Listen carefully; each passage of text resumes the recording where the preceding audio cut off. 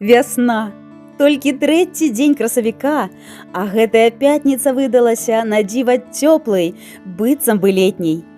Прырода зноў абуджаецца ад зімовага сну, і навокал распускаюцца першыя кветкі. Рака разлілася і маніць да сябе рыбакоў, якія жадаюць не толькі ўлову, але і адпачынку душы.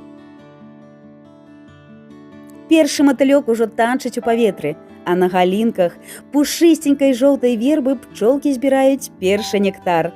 Гэтая карціна радуе не толькі вока, але і ласкае сэрца.